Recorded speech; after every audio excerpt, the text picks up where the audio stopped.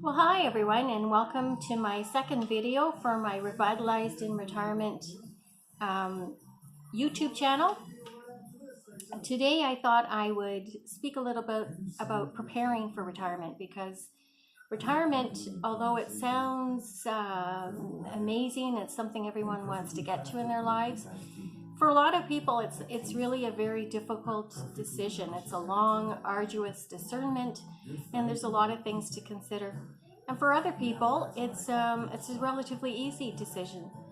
But in any case, in both cases, whether it's a long, drawn-out reflection, discernment, or whether it's something that you just know that you're ready to do, it makes it a lot easier if you prepare for your retirement.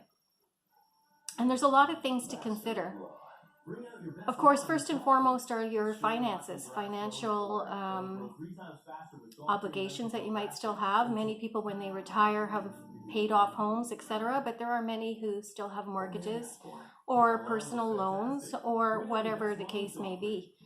So I'd say it's very wise to actually visit a financial advisor who could talk to you about proper financial planning to make that transition into retirement a little bit easier.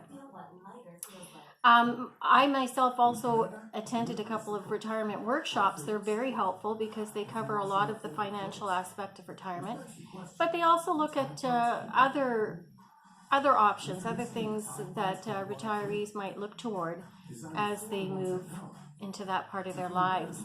Some people, for example, know that they want to retire from what they're doing currently, but maybe don't want to stop working entirely. I actually fall into that category. I knew that I wanted to retire. I was ready to retire, but I also knew that I wasn't ready to stop working entirely. I did want to have more control of my work schedule, so I wanted part-time work and work that I could fit into my schedule so that I could start doing some of the other things that I enjoy in life. One of the other things I did, and I think this was very worthwhile, was I really took a look at myself and made an inventory of what are the things that I love to do, what are my interests, what are my hobbies, passions, what are things I'd like to learn, how do I see myself spending my time when I no longer have to get up for the sort of 9-to-5 grind, so to speak. And that was very helpful because I have a vast array of interests, as many people do, and it kind of helped me to organize my thoughts about where I wanted to prioritize what I would do during the day as I retired. And of course, one of the things at the top of my list was my personal health, my personal wellness. I think I was pretty good for most of my life, trying to juxtapose my work life with bringing up my children, with eating nutritionally well, with being very active and doing a lot of different sports and activities. And for that, like I say, for most of my life, that was pretty good. But I would say for about the last 8 years of my career, I became very lax, very tired. I'd get home at the end of the day and I would still cook dinners. I firmly believe that home cooked meals are the best. So I would cook a nutritionally balanced meal. But at the end of that time, I would sit and that would be it. I wouldn't get up and I didn't do any activity. I was slacking off on exercise. Not completely. I still would engage in yoga once or twice a week, but I wasn't at the same level that I was when I was younger. So one of my priorities was, okay, I got to start looking after myself a little bit better than I have been doing for the past 8 years. And so I listed down some of the activities that I like to do in terms of physical activities, and yoga being one.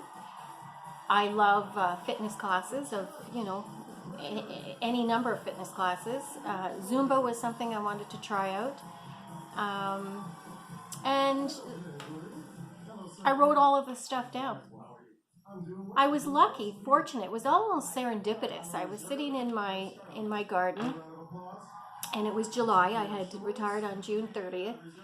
And lo and behold, reading the local community paper, here's a page advertisement, a whole page advertisement about a place called York West Active Living Center. And it's a 55 plus center. So I thought, well, look at this. And it's right in my neighborhood. And they had all kinds of activities that they offered, both sort of on the physical activity type side, but also on sort of a social side, as well as things like water painting, euchre groups, bridge groups, shuffleboard groups, so all just a ton of stuff. And I thought, oh, this is amazing, I've got to go check it out. And it has been honestly a home away from home for me, because there is such a large array of activities, and I've been able to structure my week every day of the week where I do 1, 2, or 3 classes a day, predominantly in the mornings. And that kind of gets me going for the day. I feel good. The exercise is great. The people there are wonderful. Everybody's very friendly. That's the clientele, as well as the instructors, as well as the administration, the people who run the center. I can't say enough about it. And that has provided me with great joy, because, like I say, doing that daily physical activity is really energizing and uplifting. I feel great. So my schedule is Mondays I do a Zumba class, followed by what's called Bone Builders.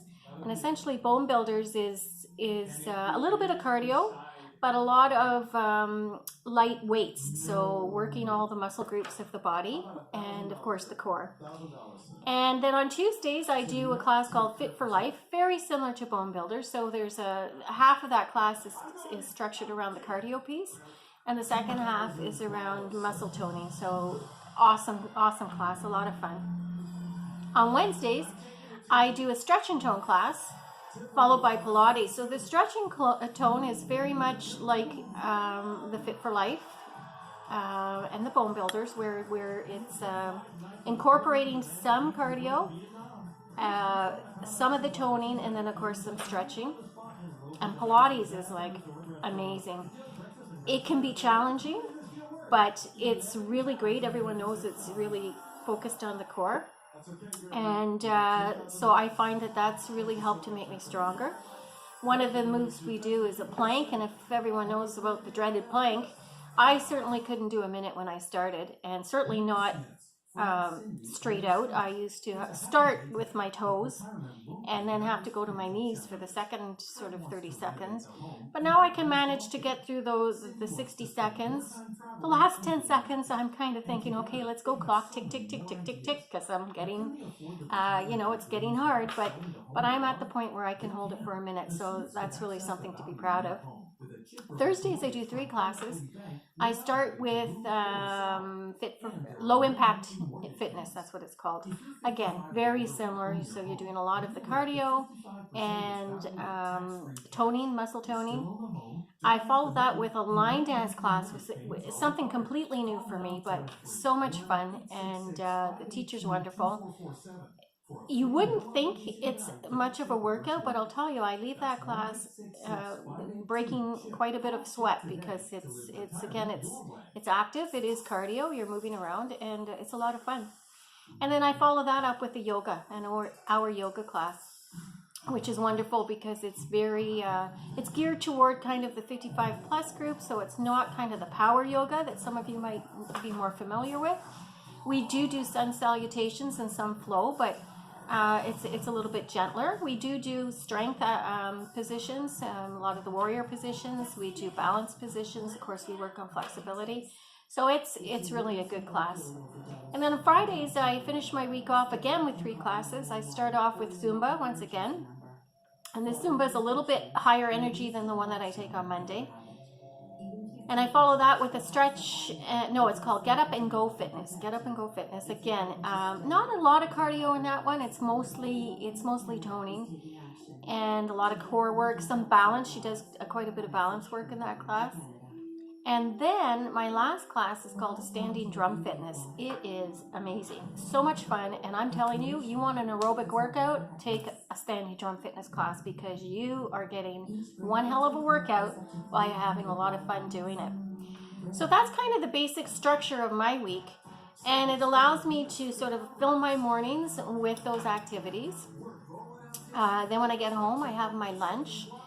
And typically, I practice a piano for an hour. So one of my promises to myself when I retired was I would love to learn how to play the piano. And I have such a wonderful, supportive family, my kids and my husband. So at last, not this past January, the January before,